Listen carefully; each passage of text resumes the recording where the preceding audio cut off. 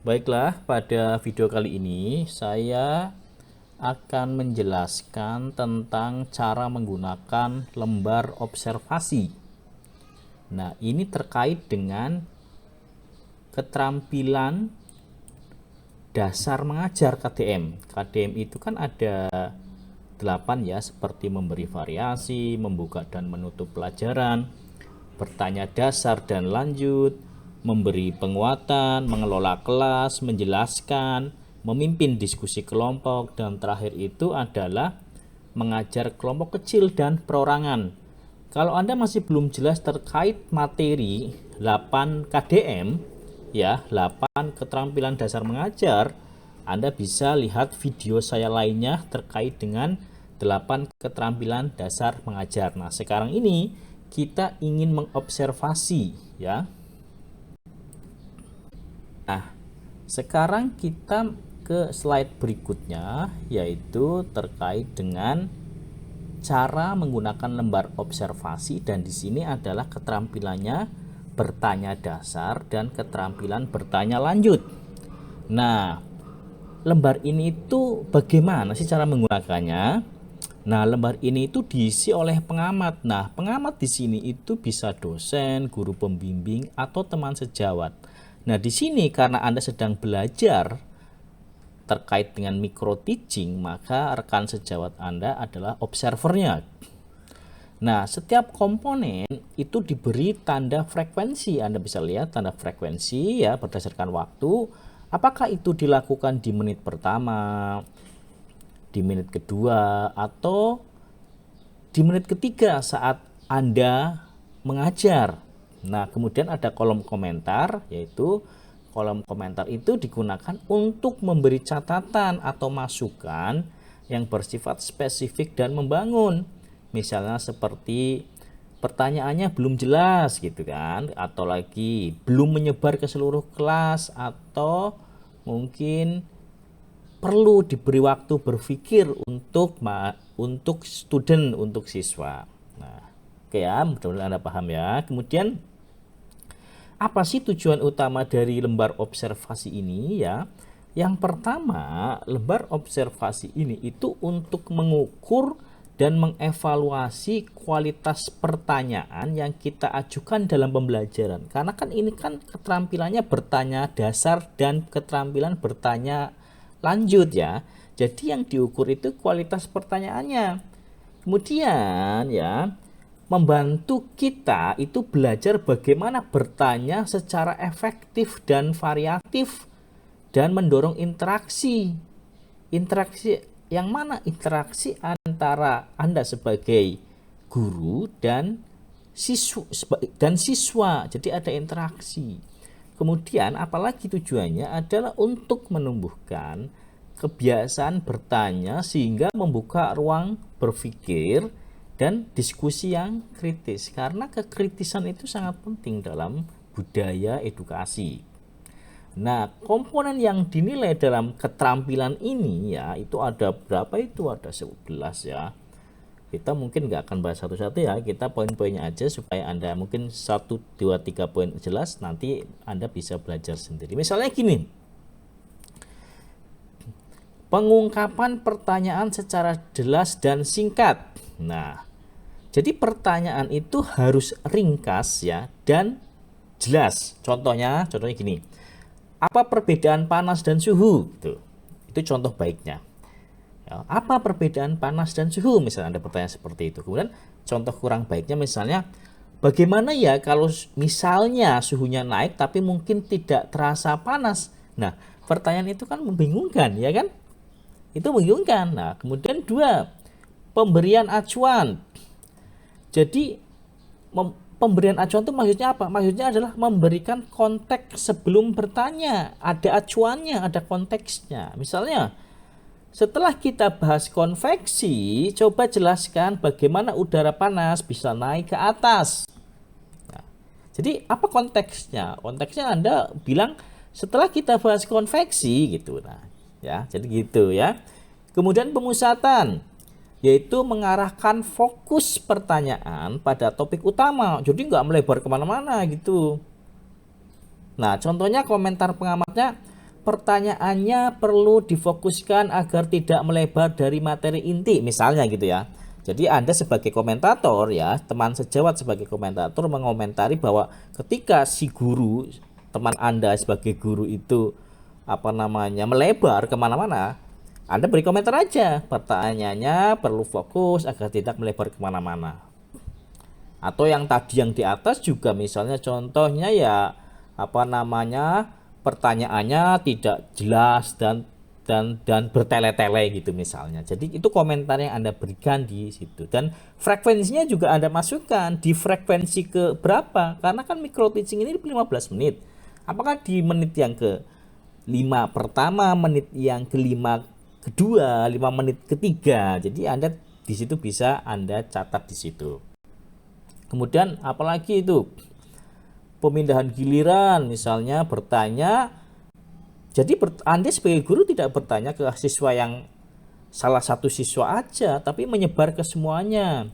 Contohnya gini, sekarang giliran kamu yang di baris belakang, bagaimana menurutmu bla bla bla bla, misalnya gitu. Oke ya. Kemudian itu ada kelima, penyebaran pertanyaan. Jadi ya bisa ke seluruh kelas, bisa ke seluruh siswa tertentu, bisa ke siswa lainnya ya. Contohnya tadi Aldi yang menjawab, apa pendapat kalian? Gitu. Selain Aldi ya, jadi seperti itu. Dan juga ada banyak sekali ya tadi, pemberian waktu berpikir, pemberian tuntunan. Oke, saya jelaskan. Mungkin saya jelaskan satu persatu nggak apa-apa ya. Terus kemudian pemberian waktu berpikir. Nah, siswa itu diberi jeda untuk berpikir sebelum menjawab. Misalnya komentar pengamat. Nah, misalnya komentar pengamatnya gini, Anda sebagai komentator, guru terlalu cepat menunjuk siswa tanpa waktu berpikir. Ya, jadi gurunya harus jangan terlalu cepat justru, tapi beri waktu berpikir untuk siswa. Nah, kalau guru tidak memberi waktu, Anda bisa mengomentari itu. Kemudian pemberian tuntunan. Pemberian tuntunan itu ada apa? Pengungkapan pertanyaan dengan cara lain, mengajukan pertanyaan lain yang lebih sederhana, mengulangi penjelasan-penjelasan sebelumnya. Ya, jadi jika siswa itu bingung, ya gurunya bisa membimbing, menuntun. Dengan cara apa? Ya ngubah pertanyaannya, menyederhanakan, atau mengulangi penjelasan sebelumnya. Ya, misalnya Anda bilang gini sebagai guru, kalau bingung, coba bayangkan es batu itu meleleh di tangan. Nah, kenapa bisa seperti itu? Nah, mungkin seperti itu, ya. Kemudian 8 itu apa? Pengubahan tuntunan tingkat kognitif dalam menjawab pertanyaan.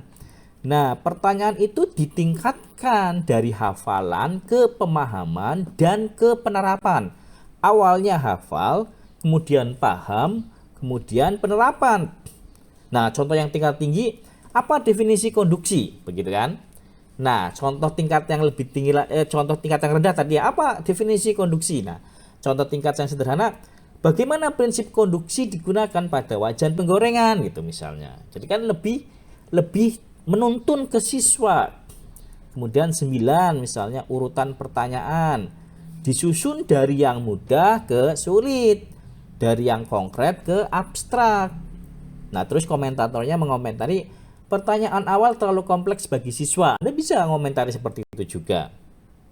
Atau tadi yang tadi di atas misalnya tidak ada tuntunan dari guru gitu misalnya.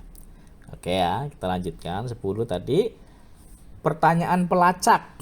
Ada klarifikasi, pemberian alasan, kesepakatan pandangan, ketetapan, relevan, contoh, jawaban kompleks. Jadi pertanyaan pelacak, follow up ya, biasanya kita follow up. Jadi memancing siswa itu berpikir lebih dalam. Misalnya apa? Misalnya klarifikasi, mengklarifikasi, kamu benar seperti ini gitu. Memberikan alasan, memberikan contoh, kesepakatan, relevansi ya. Misalnya gini, jawaban kompleks. Misalnya gini, kamu bilang panas bergerak. Bisa beri contohnya dalam kehidupan sehari-hari. Nah, ya kan? Jadi ini kan pertanyaan untuk memancing gitu kan. Oke ya. Kemudian 11 nih terakhir. Mendorong interaksi siswa. Jadi ketika memberikan pertanyaan ya kita mendorong siswa untuk saling menanggapi. Misalnya, apakah kamu Budi ya setuju dengan pendapat Rina yang tadi? Kalau setuju mengapa gitu kan. Nah, sebagai komentator, observer, Anda bisa mengomentari kalau seorang guru di depan tidak melaksanakan interaksi seperti itu, ya komentari. Dalam keterampilan yang diobservasi, bertanya dasar dan keterampilan bertanya lanjut ini, guru tidak memberikan interaksi untuk mendorong interaksi. Oh, jadi seperti itu ya. Jadi intinya begini ya, bahwa lembar observasi ya, ini bukan hanya untuk menilai ya, tapi juga belajar dan memperbaiki diri, baik teman sejawat Anda ataupun diri kita. Karena kita sebagai observer kan juga belajar. Kita juga bisa tahu kapan pertanyaan kita efektif, kapan perlu diperbaiki. Intinya adalah bertanya adalah strategi pembelajaran, bukan sekedar formalitas ya. Mudah-mudahan Anda memahami di keterampilan satu ini. Nah, nanti akan saya berikan contoh lagi untuk keterampilan yang kedua ya, keterampilan lainnya. Nah, sekarang kita beralih ke keterampilan 2, yaitu keterampilan memberikan penguatan. Saya tidak urutnya, hanya keterampilan 1 dan keterampilan 2 itu posisinya itu di atas, itu di bawah, enggak. Ini saya enggak urut saja. Nah, memberikan penguatan. Oke. Memberikan penguatan itu apa tujuannya gitu kan? Apa tujuannya untuk memberi penguatan ini ya? Yang pertama adalah itu memberikan apresiasi positif atas partisipasi siswa. Jadi kalau siswanya itu diapresiasi kan dia senang. Nah, itu ya, apresiasi positif. Kemudian juga memotivasi siswa sehingga dia akan lebih aktif dan lebih percaya diri. Ya, apresiasi positif, memotivasi, kemudian membentuk lingkungan kelas yang suportif dan kondusif. Karena kan kita bisa mengarahkan. Kalau kita bisa menguatkan, kita bisa membuat suportif dan kondusif, ya kan? Nah, penguatan ini tuh yang pertama komponennya Anda lihat tuh ya, penguatan verbal dan penguatan nonverbal. Jadi dibagi dua kalau memberikan penguatan itu, ada penguatan verbal dan ada penguatan nonverbal. Nah, penguatan verbal misalnya benar, bagus, tepat, bagus sekali. Nah, penguatan ini itu diberikan secara langsung setelah siswa itu menjawab atau berpartisipasi dalam request yang diajukan oleh si guru ini. Kemudian itu tadi kata-kata sederhana ya, benar, bagus, tepat, bagus sekali, hebat gitu kan. Nah, sekarang ada lagi kalimat pujiannya. Kalimat pujian ya kan. Kalimat pujian itu misalnya apa? Misalnya pekerjaan baik sekali, saya senang dengan hasilmu, pekerjaanmu semakin baik. Nah, misalnya gimana misalnya? Misalnya gini, setelah siswa menjelaskan sebuah proses mungkin apa ya? Proses fotosintesis lah misalnya. Kemudian guru berkata, penjelasanmu sangat bagus, saya bangga kamu bisa mengkaitkannya dengan contoh di rumah. Misalnya seperti itu. Jadi dia menjawab, kemudian dia berikan penguatan kalimat pujian seperti itu. Nah, itu kan verbal. Nah, sekarang ada lagi namanya nonverbal. Nonverbal itu bisa berupa apa? Bisa berupa mimik dan gerakan tubuh. Misalnya apa? Senyum, anggukan kepala, kemudian ekspresi wajah positif. Ya, kemudian nonverbal lainnya mendekati siswa, misalnya gurunya berjalan mendekati siswa sambil memberikan komentar positif. Jadi dia melakukan verbal dan nonverbal. Verbalnya komentar positif, nonverbalnya dia mendekati siswa gitu kan. Kemudian kegiatan yang menyenangkan, misalnya memberi siswa waktu bermain edukatif. Sebagai apa? Sebagai hadiah karena berhasil menyelesaikan tugas, ya kan. Jadi, oke, saya kasih waktu 5 menit untuk melakukan ini gitu. Tapi ininya itu bukan tugas ya, ininya edukatif. Kemudian sentuhan yang sesuai, misalnya apa? Menepuk bahunya, kerja bagus, dengan kamu lihat verbal kerja bagus.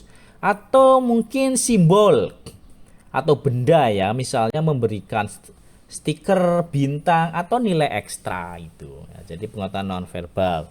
Nah, kemudian cara penggunaannya. Nah, kemudian si komentator gimana ya? Kita sebagai komentator lihat keterampilan yang di keterampilan yang akan diujikan misalnya, apakah muncul enggak? Apakah penguatan verbal dengan kata-kata benar, bagus, tepat, bagus itu muncul enggak? Apakah nonverbal itu mimik dengan mendekati itu muncul enggak? Kalau enggak muncul komentari, tidak muncul gitu. Tidak muncul apa? Jelaskan gitu kan. Nah, kemudian cara penggunaannya. Nah, cara penggunaan itu misalnya penguatan kepada kelompok siswa ya. Misalnya ya suruh kelompok 3 bekerja sangat bagus ya kan. Seluruh kelompok 3 bekerja sangat bagus dan sangat kompak. Atau untuk pribadi tertentu ya misalnya Nadia, kamu menyelesaikan soal dengan cara yang berbeda. Saya suka pendekatanmu, itu bagus gitu misalnya. Kemudian langsung setelah aktivitas misalnya apa? Penguatan harus diberikan segera. Maksudnya apa? Jadi penguatan itu diberikan segera setelah siswa melakukan tindakan yang kita harapkan. Tindakan yang kita harapkan ya misalnya menjawab pertanyaan dengan bagus. Nah, kemudian variasi dalam bentuk penguatan. Ya gunakan kombinasi tadi antara verbal, non-verbal itu, antara omongan dan gerak mimik tubuh kita dan sebagainya. Kemudian itu ada di bawah prinsip penggunaannya. Pertama adalah kehangatan dan keantusiasan. Jadi gunakan penguatan dengan sikap yang tulus loh ya, dan menyenangkan, tidak terpaksa. Anda tidak kelihatan terpaksa. Wah, ini luar biasa, saya suka, Anda kompak.